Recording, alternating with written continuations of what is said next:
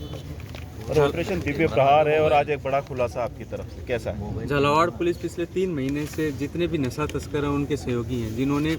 अवैध संपत्तियां सर्जित की, नशे के मादक पदार्थों की तस्करी में लिप्त रहे, न केवल उन तस्करों की पहचान की बल्कि उनके समस्त सहयोगियों की पहचान की।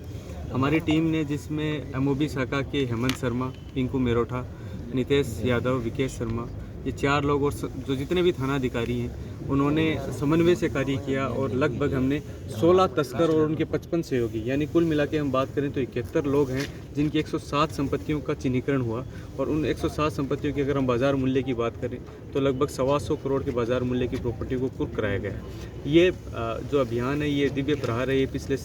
लगभग 3 महीने से चल रहा था। जितने भी फ्रीजिंग आदेश हुए हैं उसमें एक प्रक्रिया होती है कि एसएचओ उसमें फ्रीजिंग अथॉरिटी होता है और उसके बाद में वो सारे आदेश दिल्ली की कॉम्पिटेंट अथॉरिटी सफेमा को भेजे जाते हैं और उसके बाद में हियरिंग होकर जिस व्यक्ति की, जिस पक्ष की संपत्ति को कुर्क किया गया, फ्रीज किया गया,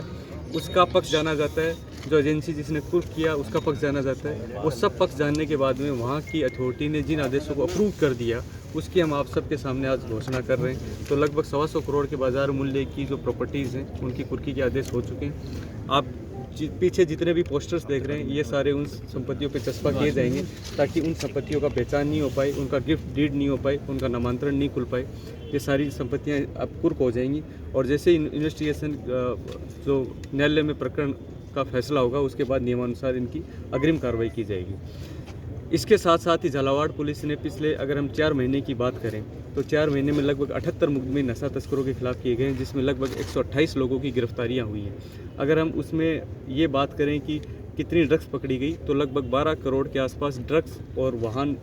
उस सारी कार्रवाइयों में जब्त हुए।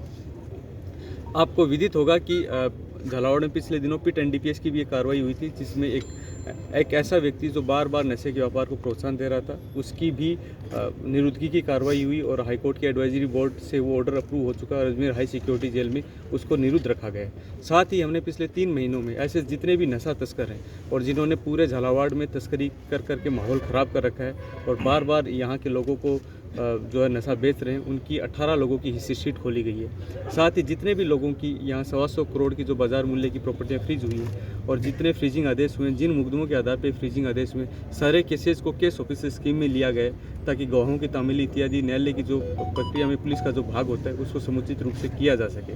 तो हमने चारों तरफ से इन जो नशा तस्कर हैं उनको कमर तोड़ने का कार्य कर रहे हैं। जितने भी आसपास के ज़िले हैं जिनके एनडीपीएस के वांछित इनामी मुलजिम हैं, लगभग 10 इनामी वांछित मुलजिमों को दूसरे ज़िलों को झालावाड़ पुलिस ने पकड़ के सुपुर्द किया है। हम लगातार कटिबद्ध रहेंगे कि जितने भी लोग यहाँ की